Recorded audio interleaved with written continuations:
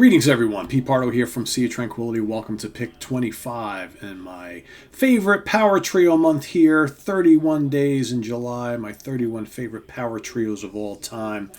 We have arrived at pick number 25 as we march our way to number one. A lot of great power trios, right? A lot of you have been saying, Pete, I don't know that many power trios. How are you going to be able to fill up a whole month? Wow, there's lots of power trios. If you really stop and think about it, and start looking at a lot of the bands that you've listened to over the course of your life, you'll find there are quite a lot of trios and quite a lot of power trios too. This particular one, who burst on the scene, they've been around since the late 70s, but they really made a mark for themselves at the beginning of the 80s from Great Britain.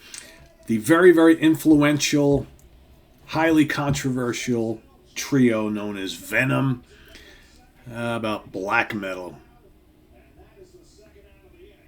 Got kind of lots of glare there. The reason why I'm showing you them or this album on my phone is because I've got a whole bunch of Venom albums, but they're buried in my closet CD stash at the bottom of a really big pile in the corner. They're all the way at the bottom where all the V's are, and I'm for me to get them out of there right now, because I do have to do some kind of reorganizing, things like that, would have been a really a major thing. So I said, you know what, we're just going to show them on the phone tonight because just because, right? And they've got Venom's got At War with Satan and their first album, and all sorts of cool albums. We got Welcome to Hell.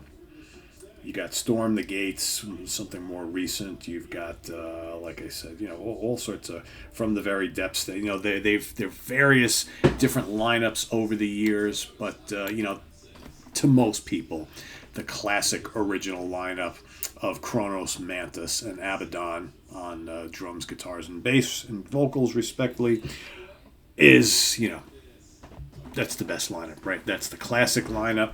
And Venom made a name for themselves playing this loud, obnoxious, raucous, evil style of metal that at the time, when black metal came out in 1982, there was no black metal.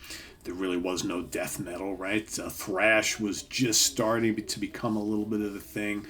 But Venom, along with Motorhead, really took the late 70s punk style and added in this really heavy metal element, right? And with Venom, and they started singing lyrics and things about the devil and Satan and all sorts of evil stuff, but the music is just very raw, raucous, sloppy form of metal.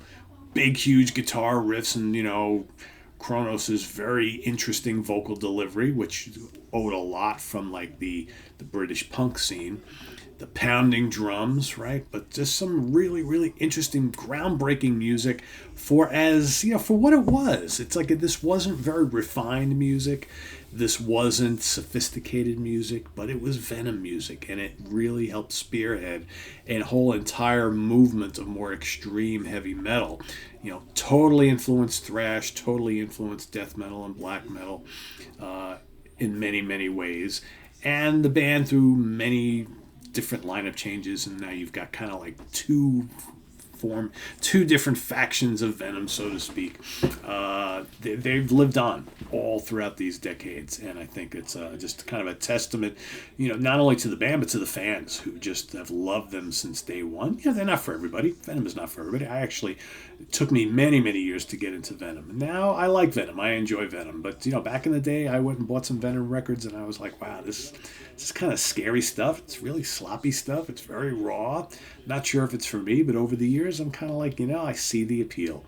And I've grown to really enjoy Venom quite a bit. But yeah, these three guys made a lot of racket back in the day. They still make a lot of racket. Unrefined as they might be, Venom is, when it comes to pure heavy metal, one of the great metal trios of all time. And, whether you call them extreme metal or thrash or whatever, you can't do this show this month without mentioning Venom and having Venom on the list. So they're my pick number 25. Like I said, black metal. The first three albums to me are just, they're really, really great. And it's they've released lots of other stuff after it, but I think to me it always comes back to those first three. There's a weird kind of charm to them that you just can't deny. So if you are a fan, let us know what you think of Venom down in the comments below, but also please list your pick, number 25, here on the top 31 of our favorite power trios of all time. So stay tuned tomorrow for another episode, pick number 24, and tune in tonight to the Monsters Den. We've got, speaking of Santa, we've got a very interesting episode of the Monsters Den. We'll have all the Monsters Den folks on this one particular episode. We're doing something which is not that dissimilar to what we do each and every Sunday on Album Homework Assignment. Here it's with films. You remember how you ever do like a kind of like grab bag thing, or like a little holiday party at the office with the company you work for called the Secret Santa, right? Where you get a gift that's given to you by one of your coworkers. You don't really know who they are. Everybody gets assigned someone a Secret Santa, that sort of thing. Well, we're kind of doing the same thing on the Hudson Valley Squares tonight, except we're not calling it Secret Santa since we're mostly talking about horror movies and stuff like that. So tonight is Secret Satan.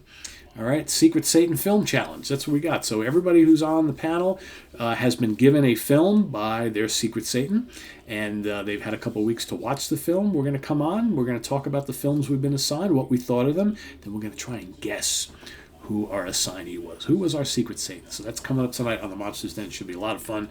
We've all been watching a film that we've never seen before. We're going to talk about them, and we're going to try and figure out who gave them to us. So that's what you got to look forward to. Then, of course, tomorrow we've got Martin Popoff and myself back in the Funhouse, and then we've got UK Connection on Saturday, Album Homework Assignment on Sunday. So lots happening here, as always. Please subscribe if you haven't already and click on that notification bell. We also have the links below to our Ko-Fi page for channel donations, as well as our merch page for all sorts of cool Sea of Tranquility stuff. So thanks for watching, everybody, and we'll see you tonight on the Monsters Den and back here tomorrow morning with another Power Trio pick. See you then. Bye-bye.